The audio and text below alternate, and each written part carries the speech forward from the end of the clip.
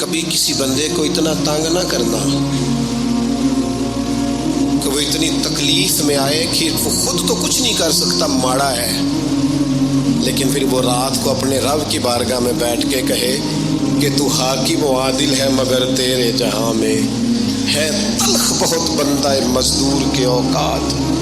پھر ایسا نہ ہو غریب ہے، ماڑا ہے، خود تو کچھ نہیں کر سکا، پھر اللہ کی بارگاہ میں تیری شکایت کرے۔ ایسا نہ کرنا کہ جب آپ کسی کو تکلیف دیتے ہیں، جب آپ ستاتے ہیں، جب آپ وہ بات کرتے ہیں جو اس بندے میں موجود نہیں ہے، جب آپ جھوٹ بولتے ہیں اپنے نفس کی تسکین کے لیے، جب آپ زیادتی کرتے ہیں صرف اپنی رضا کے لیے، تو پھر بعدوں کا دعائے ضرر نکلتی ہے منہ سے۔ میرے نبی پاک علیہ السلام کے درویش صحابی تھے حضرت سعید بن زید رضی اللہ تعالیٰ عنہ، فقیر فاقہ مست، حضرت عمر رضی اللہ تعالیٰ عنہ کے قریبیوں میں سے تھے۔ ایک عورت نے الزام لگا دیا زمین کے قبضے کا۔ میں کیسے آپ سے کہوں کہ جب لوگ کسی ایسے شخص پر جس نے زندگی ساری دیانتداری سے گزاری ہو، لوگ الزام لگاتے ہیں نا، تو یہ بھی نہیں سوچتے ہم بات کس کے بارے میں کر رہے ہیں، کھلی ہوئی زبان ہوتی ہے، جو مرضی کہہ دیتے ہیں۔ حضرت سعید بن زید پر الزام لگا دیا، اتنا بڑا آدمی، محبوب کا صحابی، اور عورت نے الزام لگا دیا۔ اور جب اللہ والے بد دعا دیتے نہیں، لیکن جب کوئی تکلیف اتنی دے، کلیجہ پھٹ جائے، پھر بندہ کیا کرے؟ وہی بات کہ اب وہ کچھ کہہ نہیں سکتے تھے، ایک عورت پر کس طرح کوئی بات ہو سکتی تھی؟ دونوں ہاتھ اللہ کی بارگاہ میں اٹھائے، یہ صحیح حدیث میں موجود ہے۔ دونوں ہاتھ اللہ کے حضور اٹھا کے عرض کرنے لگے، مالک اگر یہ عورت جھوٹی ہے نا تو پھر اسے اندھا کر دے اور اس کی قبر اس کے گھر میں بنا دے۔ صحابہ فرماتے ہیں کہ حضرت سعید بن زید کا تو وصال ہو گیا، زمانہ گزر گیا، لیکن ہم نے پھر اس بی بی کو اندھا ہوتے دیکھا ہے۔ پھر اس کے گھر میں کنواں تھا اور ہم نے اسے اپنے ہی گھر کے کنویں میں گر کے مرتے ہوئے بھی دیکھا ہے۔ میں جانتا ہوں اس بوڑھی عورت کو جس کی بیٹی کو کسی نے بڑا ستایا تھا سسرال والوں نے، اور خامد اس کا موجود نہیں تھا، تو وہ اپنے وہاں سے نکلتے ہوئے نا واپس گھر سے، تو وہ دروازے پہ کھڑی ہو کے کہہ رہی تھی، حضرت صاحب میں گزر رہا تھا، حضرت صاحب گل سننا، بچیوں کا باپ کوئی نہیں، ایک بھائی ہے بیچارہ کدھر کدھر جائے، ہر چوتھے دن میں یہاں آ کے منتیں کر کے دوپٹے پھینک کے بچی چھوڑ کے جاتی ہوں، آج میں نے اپنا مقدمہ رب کی بارگاہ میں پیش کر دیا۔ آپ گواہ رہے نا، میرا جرم صرف ہے کہ میں بیٹیاں دی ماں ہوں، گواہ رہے نا آپ، میں نے مقدمہ اللہ کے حضور درج کرا دیا ہے، بیٹی کو حوصلہ دے کے جاتی ہوں، خود نہیں سوتی میں ساری رات، مجھے پتہ ہے میری بیٹی کے ساتھ زیادتی ہو رہی ہے، اور ان کو بھی پتہ ہے لے جا کوئی نہیں سکتے، بندے ماڑے ہیں، تو یہ روز ظلم کرتے ہیں۔ میں نے وہ مقدمہ درج کرا، آپ گواہ رہنا، میں نے بڑا منایا اس اماں کو، میں نے کہا اماں اتنے سخت جملے نہ کہنے لگی، کلیجہ اندر سے پھٹ گیا، چھلنی ہے۔ ایک شخص کے کمرے میں جاتی تھی معافی مانگنے، چلو بچی سے غلطی ہو گئی تو اٹھ کے دوسرے کمرے میں چلا جاتا تھا، میں دوسرے میں جاتی تھی، چونکہ میں بیٹی والی ہوں۔ اب میں نے مقدمہ درج کرا دیا ہے، اب میرا رب جانے بہتر انصاف، میں بڑا اللہ کا گناہگار بندہ ہوں، میں نے پھر واقعی وہاں انصاف ہوتے دیکھا، میں نے وہ رنگ بدلتے اور حالات تبدیل ہوتے دیکھے۔ یہ یاد رکھنا، زندگی خود بھی گناہوں کی سزا دیتی ہے، یہاں بھی زندگی خود بھی گناہوں کی سزا دیتی، یاد رکھنا۔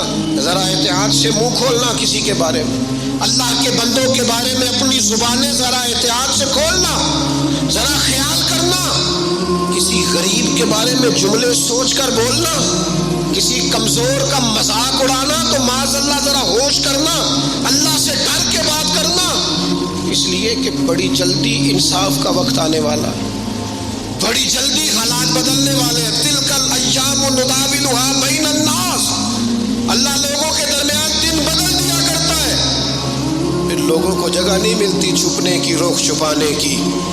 دو ہی باتیں آج آپ کے سامنے رکھی ہیں، ایک تو نیکوں سے دعا لے لو، اللہ والوں سے دعا لے لو، ماں باپ سے دعا لے لو بزرگوں سے دعائیں، اور دوسرا بد دعاؤں سے بچ جاؤ، دعائے ضرر سے بچ جاؤ، کسی کو اتنا نہ ستاؤ کہ بیچارہ خود کچھ نہ کر سکے اور اللہ کے حضور تمہاری شکایت کرے، بچو۔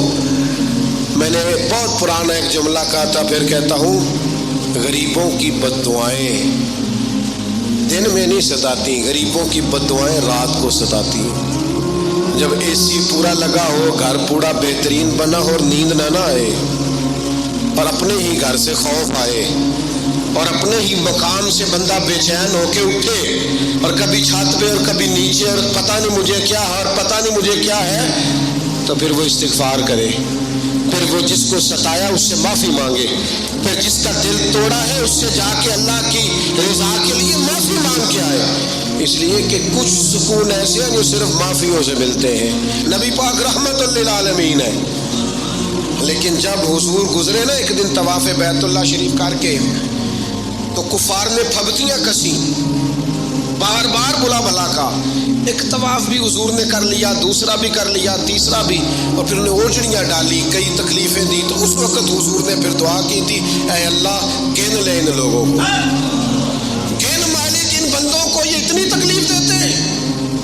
حضرت صدیق اکبر فرماتے ہیں وہ جن کے لیے محبوب نے اس دن دعا کی تھی وہ چن چن کے بدر میں قتل ہوئے، سارے گن گن کے وہ لوگ قتل ہوئے۔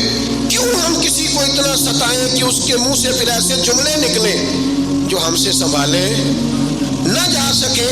حضرت سعد بن ابی وقاص، بخاری مسلم دونوں میں حدیث، حضرت عمر نے انہیں کوفے کا گورنر بنایا تھا، حاکم بنایا تھا۔ کچھ لوگ حسد کی وجہ سے نیک لوگوں پر تنقید کرتے ہیں، اپنے ذاتی حسد کی وجہ سے اللہ کے بندوں کو ستاتے ہیں، پھبتیاں کستے ہیں، زبانیں کھولتے ہیں، اور آپ فرماتے ہیں جس نے میرے ولی سے دشمنی کی میرا اعلان جنگ ہے۔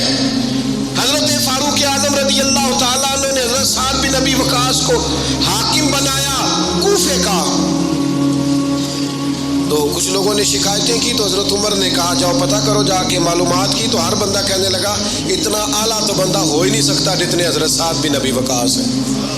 ایک بندہ کھڑا ہوا، صرف ایک، وہ کہنے لگا نہ تو یہ جہاد میں جاتے ہیں، نہ مال غنیمت صحیح تقسیم کرتے ہیں، نہ یہ عدل و انصاف کرتے ہیں۔ 3 شکایتیں اس نے لگائیں۔ حضرت سعد بن ابی وقاص چونکہ زندگی ساری محنت کی تھی، جہاد کیا تھا، ساری زندگی انصاف میں گزاری تھی، دل ٹوٹ گیا، اللہ کی بارگاہ میں عرض کرنے لگے مالک اگر یہ ریاکاری کے لیے کہہ رہا ہے نا، یہ باتیں جھوٹ بول رہا ہے، تو پھر اس نے 3 الزام لگائے ہیں، تو میں 3 دعائیں کرتا ہوں، اس بندے کی عمر لمبی کر دے، اس کا فاقہ بڑھا دے، اور اسے فتنوں میں مبتلا کرنا میرے مالک۔ یہ دعا نکلی حضرت سعد بن ابی وقاص کی زبان سے۔ صحابہ اور تابعین فرماتے ہیں وہ بندہ اتنا بوڑھا ہو گیا، حضرت سعد بن ابی وقاص تو وصال کر گئے، بڑی شان سے دنیا سے گئے، لیکن وہ اتنا بوڑھا ہو گیا کہ اس کی بھویں جھک گئی تھی، اور فاقے کا یہ عالم تھا کہ فاقہ ختم ہی نہیں ہوتا تھا، اور فتنوں کا یہ حال تھا کہ بڑھاپے میں بھی معاذ اللہ چوکوں میں کھڑی عورتوں کو چھیڑ دیتا تھا، اور لوگ جوتے مارتے، تکلیف دیتے، باز کیوں نہیں آتا تجھے، شرم کیوں نہیں آتی؟ تو کہتا تھا لوگوں میں کیا کروں، مجھے حضرت سعد بن ابی وقاص کی بد دعا لگ گئی، میں نے ان کو ستایا، دل توڑا، اذیت دی، کیوں ہم اس طرح کے لفظ کہیں؟ حضور فرماتے ہیں اللہ کے کچھ بندے ہیں اگر وہ قسم کھا کے کہے نا یا اللہ ایسا کر دے، یہ بخاری مسلم دونوں میں موجود ہے، وہ قسم کھا کے کہے نا لو اقسم علی اللہ لا ابرہ، وہ اگر قسم کھائیں تو رب ان کی قسم بھی پوری فرما دیا کرتا۔ وہ میرے بھائی محبت کے لیے دل ڈھونڈ کوئی ٹوٹنے والا، کوئی جگہ ایسی تلاش کر جہاں سے دعا مل جائے، جہاں سے کرم ہو جائے، جہاں سے عطا ہو جائے، جہاں سے اللہ کا فضل ہو جائے۔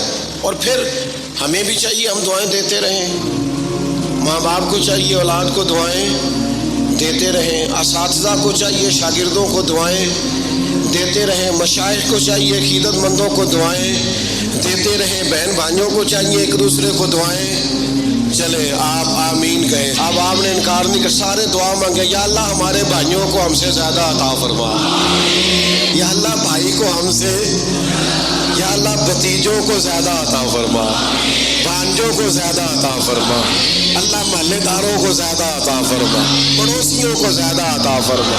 یہ مانگو نا دعائیں، اس میں بھلا ہے، اس میں نفع ہے۔ اب جنہوں نے پریشان ہو کے آمین کا ہے وہ خوش ہو جائیں گے۔ نبی پاک علیہ السلام نے فرمایا جو دعا تو کسی کے لیے مانگتا ہے اللہ پہلے تیرے حق میں قبول فرماتا ہے۔ تو خوش ہو گئے آپ لوگ۔ او بھائی دعا مانگو کسی کے لیے، بد دعا نہیں کرنی، کسی کے لیے بھی بد دعا۔ ہمارے ہاں نا ایک بہت بڑا طبقہ جذباتی لوگوں کا ہے۔ ہمارے ایک استاد کہا کرتے تھے جذباتی لوگوں سے دوستیاں نہیں کرنی چاہیے، جذباتی لوگوں سے تعلقات نہیں بنانے چاہیے، اس لیے کہ جس بندے کا اپنے اوپر کنٹرول ہی نہیں تو وہ کسی کے حق میں کیا کرے گا۔ وہ کہتے تھے جذباتی لوگوں سے بچو۔ او بھائی ہم بڑے جذباتی ہو جاتے ہیں، ذرا سی شدت آئی نہیں گھر میں لڑائی، اور لڑائی بھی کس سے؟ گھر والی سے، بد دعائیں شروع کر دی، اپنے آپ کو بد دعائیں دے۔ لڑائی کس سے ہو رہی ہے؟ بہن بھائیوں سے، بد دعائیں شروع کر دی۔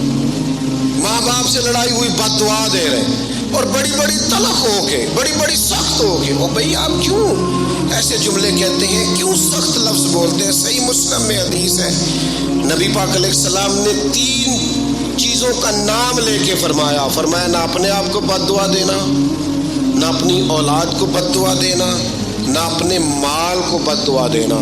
ایسا نہ ہو کہ جب تم وہ دعا کر رہے ہو تو وقت قبولیت کا ہو۔ کبھی بھی اپنی اولاد کو، اپنے آپ کو، اپنے اموال کو بد دعا نہ دو۔ کیوں ایسے جملے بولتے ہو؟ یعنی غصے اور جلال میں بھی جب اپنے بچے کے لیے بات کرو تو پیار والی بات کرو، غصے میں، جلال میں، جذباتیت میں بھی بہن بھائیوں کے لیے، گھر والوں کے لیے، اپنے لیے بات کرو تو محبت والی بولی بولو۔ کبھی بھی اپنے لفظوں کو سخت نہ کرے۔ ہمارے ہاں 1 منٹ لگتا ہے، لوگ کہتے ہیں اللہ کرے میں مر جاؤں، اللہ کرے میں تباہ ہو جاؤں، اللہ کرے میں۔ او بھائی تو ٹھہر جا، اللہ تعالیٰ نے زندگی تجھے اپنے فضل سے عطا فرمائی ہے، تجھے کیا مصیبت بن گئی ہے، تو کہاں سے نکلا ہے، تو کہاں پہنچ گیا ہے، تو کیسے کہتا ہے میں مر جاؤں؟ تو اپنی جان کا مالک ہی نہیں۔ تو مالک ہوتا تو اپنی مرضی کے خاندان میں پیدا ہوتا، اپنی مرضی کی تاریخ کو پیدا ہوتا، اپنی مرضی کے ملک میں پیدا ہوتا۔ تو اپنی جان کا مالک ہی نہیں۔ مالک تو ہے جس نے اپنی مرضی کی جگہ پہ پیدا کیا ہے، اپنی مرضی کا وقت دیا ہے۔ تو کیسے کہتا ہے میں مر جاؤں؟ نہیں، تو مر سکتا، اپنی مرضی سے مرے گا تو خودکشی حرام ہے، اور رب رسول کے راستے میں مرے گا تو شہادت کی موت نصیب ہوگی، ہمیشہ کی زندگی ملے گی۔ وَلَا تَقُولُوا لِمَن يُقْتَلُ فِي سَبِيلِ اللَّهِ أَمْوَاتٌ۔ لہذا جذباتیوں کی بد دعائیں کرنا اور سخت بد دعائیں کرنا۔ میرے ابا جی بھینس کو بد دعا دینے سے بھی منع کرتے تھے، اور میں کبھی کبھی حیران، جب ہم نے یہ حدیثیں پڑھی نا بعد میں کہنا سیارے ان پڑھ بندے نے کی تو سبق لیا سی۔ جانور کو، بھینس کو، وہ کسی وقت وہ تنگ آتے نا تو کوئی سخت لفظ کہتا تو کہتے نہ بھائی مال نو بد دعا نہیں دئی دی۔ تو اس وقت تو مطلب سمجھ نہیں تھی کہ یار مطلب مال نو بد دعا نہیں دئی دی، ایڈی کیڑی میرا مطلب ہے مشکل ہے ان بندہ ماجی نو بھی مندہ نہ آکھے۔ لیکن وہ جب روایات پڑھی بعد میں تو سمجھ آئی کہ کچھ علوم کتابوں میں ہیں، اور چونکہ مسلمان سینہ بسینہ آ رہے ہیں، جو کچھ تربیتیں ایسی ہیں جو لفظوں میں تو نہیں، لیکن بڑے بوڑھوں نے جو سنا سیکھا ہے وہ اپنے پلے سے باندھا ہوا ہے، انہوں نے اپنی گرہ سے اچھی طریقے سے کر کے باندھا ہے۔ بد دعا نہیں، آپ دعا کریں، آپ اچھے لفظوں میں۔ اور کوئی بندہ مل جائے نا، میں ویسے میں نے کئی دفعہ کہا ہے، پھر کہتا ہوں، آج کل نا کوئی میرے جیسے بندے کو چلو اونچی کرسی پہ بیٹھتا ہے، نماز پڑھاتا ہے، پگڑی باندھتا ہے، تو کوئی بندہ نیک سمجھ بھی لے تو دعا نہیں کراتا، فوٹو ہی لیتا ہے۔ پہلے لوگ دور سے آتے تھے تو آ کے کہتے تھے دعا کرانے آئے، اب وہ کہتے ہیں بڑی دور سے چل کے آیا ہوں جی، بڑی مہربانی، تو کہتے ہیں ایک فوٹو مل جائے گی۔ وہ اللہ کے بندے، ہم دعا دے رہے ہیں تو فوٹو لے رہا ہے، پھر ایک اور گل اج کل بڑی عام ہے، وہ کہندے جی ذرا یادگیری رہندی ہے، تو میں کہ غوث پاک دی تے کوئی فوٹو نہیں، سانو تے ہر ویلے یاد رہندے نے، کوئی فوٹو نہیں، ہمیں تو کبھی نہیں بھولے۔ خواجہ اجمیر کی کوئی فوٹو نہیں، ہماری نس نس میں آباد ہے۔ امام اعظم ابو حنیفہ کی کوئی فوٹو نہیں، لیکن ہم تو حنفی ہیں، ان کا نام لے لے کے جیتے ہیں۔ میرے حضرت صاحب کے ساتھ کوئی فوٹو نہیں، جرت ہی نہیں تھی، اتنے قابل ہی نہیں تھے کہ ساتھ کھڑے ہو سکے۔ وہ میرے گھر کبھی نہیں آئے، اور میں سمجھتا تھا گھر اس قابل بھی نہیں کہ اتنی بڑی ذات کو میں کہوں کہ تو میں کو جیتے دل پر سونا، اور کتنا سونا، او سونا تے رج کے سونا تے سونا جی میں سویرا، میں کو جاتے رج کے کو جا جی میں ہنیرا۔ کبھی اتنی ضرورت ہی نہیں کی، اتنی طاقت کے ساتھ کھڑے ہو کے کہیں کہ میں تیرے برابر ہوں تو فوٹو بنا، اتنی ضرورت کبھی ہوئی نہیں۔ کیا کریں، دور بدلا، حالات بدلے، زمانہ بدلا، طور طریقے بدلے۔ وہ کبھی لوگ مشائخ کے پاس دعائیں لینے جاتے تھے، کہتے تھے ہم آئے ہیں کوئی دعا کر دیں، وقت بدل گیا، 30 سیکنڈ کی ویڈیو رہ گئی۔ او خدا کے بندو، تھوڑا سا روحانی زندگی کی طرف آؤ، روحانی زندگی کی طرف۔ او بھائی دعائیں کرائیں، اپنے لیے گوائیاں پکی کریں، اپنی والدہ سے، اپنے والد سے، اپنے دادا سے، اپنے نانا سے، اپنی نانی سے، اپنی دادی سے، اپنے بہن بھائیوں سے، اپنے دوستوں سے، اپنے مرشد سے، اپنے استاد سے دعا کراؤ۔ ان سے کہو ایک دفعہ میرے لیے ہاتھ اٹھا دے اللہ کی بارگاہ میں صحیح روایت پیش کرتا ہوں، میرے نبی کریم نے فرمایا تھا عمر فاروق سے، سیدنا عمر سے، قطعی جنتی عمر جن کا حضور جنت میں محل دے کے آئے، نبی کریم نے فرمایا تو عمر لوگ حج کرنے آئیں گے، جہاد کے لیے آئیں گے، اگر یمن والے لوگ آئے اور تجھے ان میں سے میرا اویس کرنی مل گیا تو عمر اس سے اپنے لیے دعا کرا لینا، عمر اویس سے دعا کرا لینا، اسے کہنا تیرے لیے دعا کر دے۔ حضرت فاروق اعظم ڈھونڈتے رہے، ملاقات ہوئی سیدنا ویسے کرنی سے، کہا دعا کر دے یار میرے لیے۔ وہ ڈھونڈو، کوئی بیٹھا ہوا مجھے دور دعا دیتا ہے، میں ڈوبتا ہوں پر سمندر اچھال دیتا ہے۔ او بھائی اپنے حق میں دعائیں، التجائیں اللہ کے حضور۔ کچھ لوگوں کی عرض، میں آپ سے عرض کروں، کچھ لوگوں کو دعا لگ جاتی ہے۔ آپ کو جو آدمی بڑا چمکتا دمکتا اجلا نظر آئے نا، اس کا کبھی ماضی ٹٹولو گے نا تو کبھی کوئی اس کے گھر سے روٹی کھا گیا تو فقیر اور اس نے ذوق سے کھلائی تھی، کبھی پیچھے سے ٹٹولو گے تو کوئی روٹی کھا کے دعا کر گیا تھا، کوئی چند گھڑیاں دروازے پہ رہا تھا، اس نے نیکی کی تھی دعا کر گیا تھا۔ کبھی ٹٹولو گے، ڈھونڈو گے تو بیمار ماں نے کسی کو دعا دی تھی کہ پتر اللہ تیرے اوپر فضل کرے، کسی کے بوڑھے باپ بیمار نے دعا دی تھی اللہ تجھے کسی کا محتاج نہ کرے، کسی نے دعا دی تھی۔ وہ دعا ہے جو اس کے دائیں بائیں آگے پیچھے چلتی ہے۔ حضرت مولا علی شیر خدا رضی اللہ تعالیٰ عنہ گرمیوں میں بھی موٹے کپڑے پہن کے پھرتے تھے، لوگوں نے کہا حضور سخت گرمی اور پھر آپ تو بڑے دلیر آدمی، جوان اور گرمیوں میں بھی موٹے کپڑے۔